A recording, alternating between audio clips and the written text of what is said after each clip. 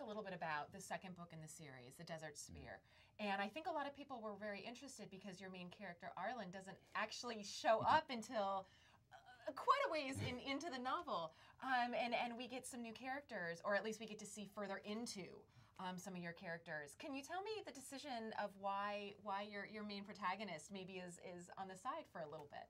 Well, it's twofold. One is that it took me 7 years to write The Warded Man. I mean, it was part-time, obviously I had a full-time job. But Arlen had been living in my head for 7 years, and I was a little sick of him. And so part of it was that. Part He of had it, to go away. I needed to get we needed a little space. So that was part of it, but I also wanted very much to tell the other side of the story. In The Warded Man, there's a scene where Arlen is betrayed by a close friend of his, and that friend kind of becomes, obviously gets set up to be like the big villain.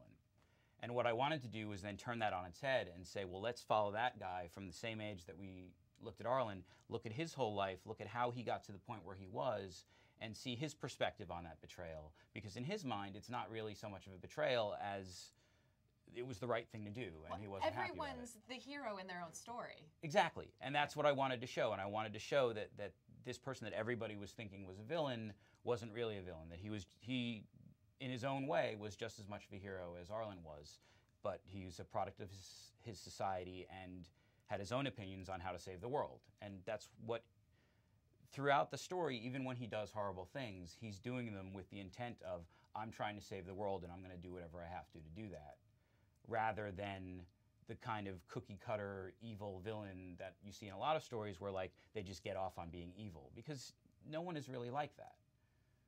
Except the demons. Well, even the demons have their own story. That's something it begins to unfold in the Desert Spear. The Desert Spear opens up with more intelligent demons showing up, and you start getting a perspective into what their overall plan is, why they're there, like, and you see that there's intelligence there and there's design there, and that's something that I'm going to touch on more and more as the books go along. So we will get a little bit more of their inner secrets.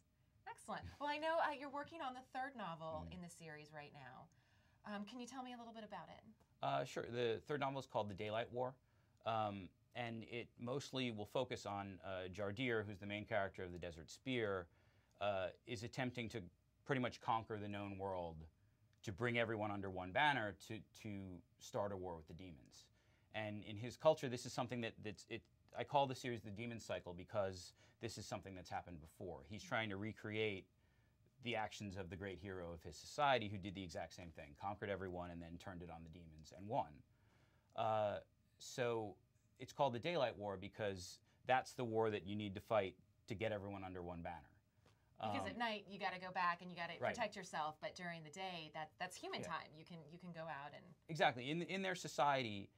Attacking another human being at night is considered like the greatest sin there can be. So, but during the day, all bets are off. And so this is like every night they drop everything and go back to fighting demons. But at the same time, they're growing so much in power because they're fighting back and because they're militarizing at a much faster rate, that they're a real threat to the rest of the world who've just been hiding behind their wards for 300 years. So that's going to be the main thrust of that story, and that story is going to bring Arlen and Jardir to face each other again, now that both of them have had their own book to kind of set them up and prepare them. Now is the time for them to meet and kind of face off and have a reckoning. Well, this is the third book that you're writing now, and we're going to get two more because I believe there's five in the series. And can you tell me something, or can you tell our audience something that we don't necessarily know about these characters yet, but maybe a little bit of spoiler? What are we maybe going to be surprised at, or what can we expect? I think that the confrontation between the two of them is going to be something that nobody expects. I think that I've seen on the message boards on my website and in people's reviews, a lot of people have made predictions about what's going to go down when the two of them come face to face, and no one has been right yet. And so I'm very excited for that because I've had the scene written in my head for years, and now is finally the time to unveil these things. When you're writing these long books, for me, it took me 3 years to write The Desert Spear. I'm hoping the Daylight War will be faster than that, but it takes a really long time. And so because I plot everything out in advance, I know what's going to happen, and I really I want to tell people, but I don't want to spoil the reading experience for them. So it's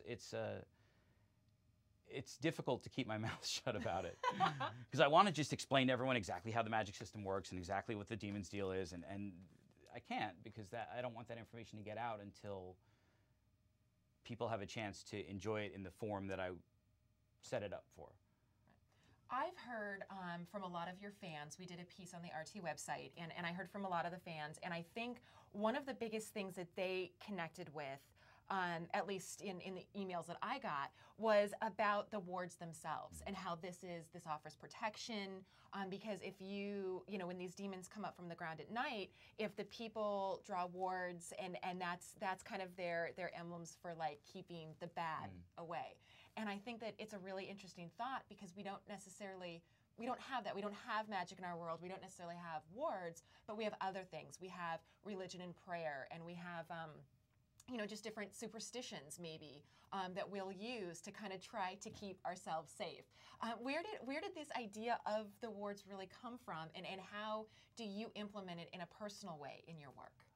Well, I mean, the idea of using magical symbols to ward off evil spirits is something that's as ancient as writing. And there's a lot of different societies that kind of developed in separate parts of the world having nothing to do with each other, which all have that unifying thing. And that's one of the things I try and touch on in my writing, is to have things that everybody can relate to. Fear of the dark, fear of the monsters lurking in the dark, magical symbols, like facing the things that you're afraid of in life, and how that can open up new doors for you. And I feel that those are things that everyone feels and everybody is affected by. And I think that is one of the reasons why the books have sold in a lot of different countries. I'm in 20 different languages now, and I think that it's because I try and keep those topics to things that everybody relates to. So with the symbol magic in general, as I said, I wanted to have a low magic setting where most of the story was driven by people and what they do, and they couldn't depend on magic to show up at the last minute and save the day. So I have it's a very kind of background thing where these symbols will protect you, but only if you draw them correctly, only if you put them in the right place, only if nothing messes them up.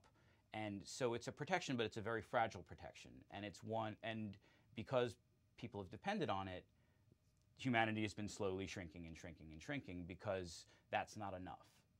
And it's that human factor, making a decision to not be afraid and to learn to fight back and to learn to stand up for yourself, that starts to bring humanity back from the brink. And so I wanted to do that.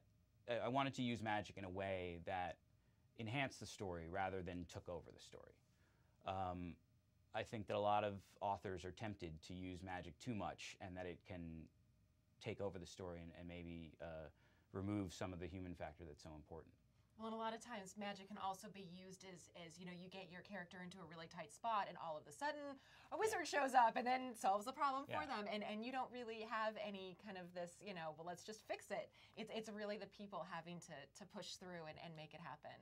Well, that's like the standard story arc in most fantasy novels, is that there's a hero who's special because he was born into some magic or inherited some magic that he did nothing to earn, doesn't really know how to use it for the whole book, or he's afraid of it or whatever, and then at the last minute there's a big climactic battle with the villain, and the villain has been using this magic all along and knows it backwards and forwards, but somehow at the last minute the hero figures it out and just wins. And I always found that ending to be very unsatisfying, and I always wanted to have heroes that earned their victory. Even if it means that you have to set things up so that maybe people see it coming more, there's a sense of satisfaction in knowing that your hero worked for that and that they earned it. And that was something that disappointed me in a lot of the fantasies that I read as a kid, and that was something that I wanted to move away from in my own work.